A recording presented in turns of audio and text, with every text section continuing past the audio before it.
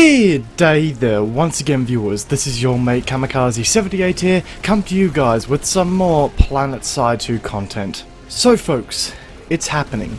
It's finally happening. And no, I don't mean that the construction system is now in a semi-playable form on the PTS. That's for another video. No, today we're going to be talking about the Heavy Shield and the corresponding changes it is receiving on the PTS.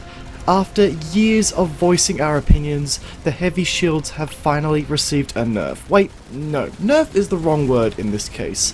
A repurpose, yeah, that's it.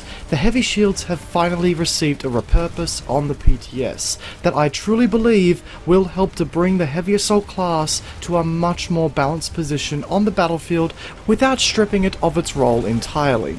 You see folks, to me, the Heavy Assault has always been a class about pushing the front lines and leading the charge for a squad, platoon, or army. It's always been the loadout designed to provide the spearhead, the pressure, and the brunt of any assault. Now, the previous iteration of the Heavy Shield did allow the class to accomplish this role very efficiently, but sometimes a little too efficiently. It's always been my opinion that the Heavy Shield was way too good at reacting to the combat styles of other classes and how they were meant to counter the Heavy Assault. The Infiltrator and Light Assault are designed to be flanking classes that use their added mobility and stealth capabilities to flank the Heavy Assault to gain the upper hand instead of simply combating the Heavies head on. But for a long time now, it was possible for Heavy Assaults to give the middle finger to these loadouts because the Heavy Assaults could simply activate their overshields once engaged, do a spin, and counter the enemy under the added protection of their shields, even when the Infiltrator or Light Assault played to their class's strengths and flanked a Heavy Assault. But now, as of this latest patch to the PTS, the issue is no more, and I couldn't be happier about it. Essentially, the Heavy Shields in their current form on the PTS have been changed so that they are now more of a proactive ability over a reactionary one. Heavy Assaults will now be encouraged to activate their shields as a precaution instead of a reaction, simply because they now favour sustainability by giving a user a smaller pool of health that lasts over a longer period of time, instead of being this magical I win button that provides a huge health boost for a short burst in which you can press to instantly gain an advantage in a fight.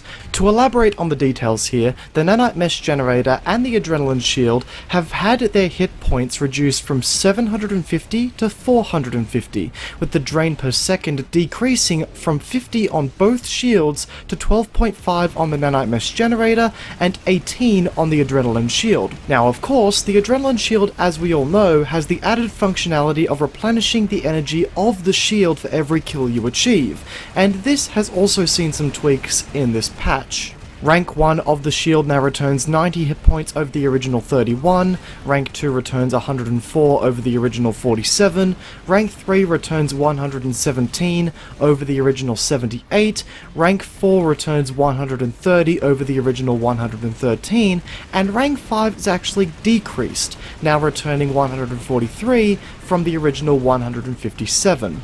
So in short, these two shields no longer punish users as hard for activating them prematurely and emphasize the Heavy Assault's role of soaking up damage as the spearhead soldier for when it comes to entering rooms with a fire team. The new functionality of the Nanite Mesh Generator and Adrenaline Shields now actually encourages players to activate them prematurely if they believe there is an enemy around the corner or if they believe that they're going to come under fire, instead of the shields being reserved for knee-jerk reactions for when the player runs into a hostile after storming into a room. These changes actually give the Nanite Mesh Generator and the Adrenaline Shield a little bit more of a tactical essence about them. Do you activate them prematurely and sacrifice some movement speed when it comes to breaching a room, or do you think you'll be able to engage the hostiles effectively without activating the shields? It really does add for a new layer of tactical thinking behind these Heavy Assault shields, instead of them simply being knee-jerk reaction I win buttons. But there is still of course one more competitor here, the Resist Shield. The Resist Shield's active duration has been increased by 50%, but has also seen its resistance against small arms, melee, and anti-vehicle projectiles reduced from 45% to to 40%. Now, upon reading this change here for the first time, I was of the opinion that the buff in runtime, in combination with the fairly minimal reduction in damage absorption, was going to make this shield the more powerful of the bunch by a sizable leap. So much to the point where we would simply see a whole plague of heavy assaults running the resist shield, raising awareness for their savagely beaten nanite mesh generators and adrenaline shields.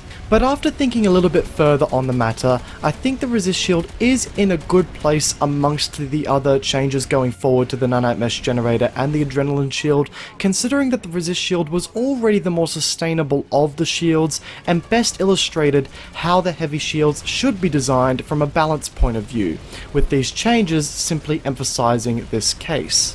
So, at the end of the day, and as you guys have probably guessed by this point, I am a huge fan of these heavy assault shield updates.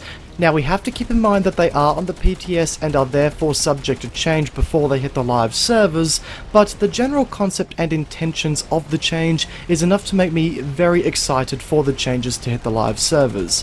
I can already foresee a lot of dedicated heavy assault players being a little bit unhappy with these changes, and I know that the heavy assaults are designed to be the grunts of the game, the infantry that specialize in pushing the front lines and not doing a whole lot else, but those are the keywords right there, pushing the front lines.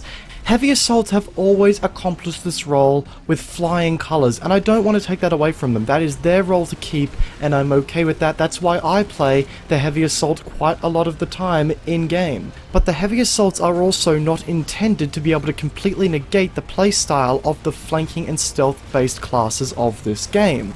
That is what I like to call the definition of imbalance, and with these changes to the heavy shields, those classes will now be able to better engage heavies more reliably and be rewarded for embracing their flanking or stealthy playstyles.